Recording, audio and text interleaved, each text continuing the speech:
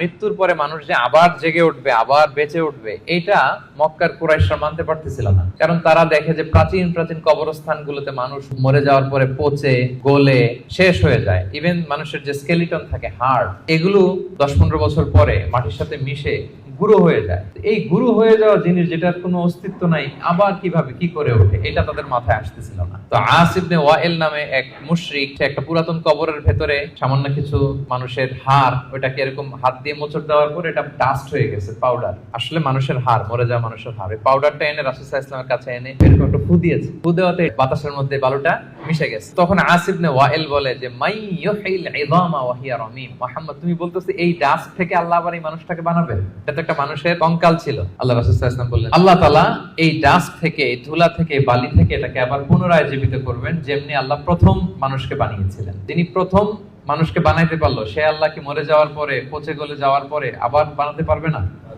এবং আল্লাহ রাসূল সাল্লাল্লাহু আলাইহি ওয়াসাল্লাম বলেছেন মানুষের দেহে একটা হাড্ডির কণা আছে, ইন্না ফিল ইনসানি আযমুন লা ইয়াকুলুহুল আরদু আবাদান, একটা হাড্ডির কণা আছে যেটা কখনো মাটি বালু এটাকে খেতে পারে না। মিনহা ইউরাক্কাবুল খালকু ইয়াউমাল কিয়ামা, কিয়ামতের দিন এখান থেকেই মানুষের আবার পুনঃসৃষ্টি হবে। সাহাবারা বললেন আইয়ু আযমিন ইয়া রাসূলুল্লাহ, এই হাড্ডিটার নাম কি? আল্লাহ রাসূল সাল্লাল্লাহু আলাইহি ওয়াসাল্লাম বললেন আজবুদ জানাত, ডাক্তারি ভাষায় এটাকে বলে কক্সিক। আমাদের যে শিরদাঁড়া আছে না, মেরুদণ্ড, এই মেরুদণ্ডের একেবারে নিচে ট্রায়াঙ্গেল একটা ত্রিভুজ আকৃতির ছোট্ট বোন পার্টিকেল আছে, এটা নষ্ট হয় না। হিন্দুরা যে শ্মশানে লাশ পোড়ায়, সব পুড়ে যায়, ওইটা পুড়ে না। আমরা যে কবরস্থ করি, কবর মাটি সব খেয়ে ফেলতে পারে, কিন্তু ওই ছোট্ট হাড্ডি কণিকাটা নষ্ট হয় না।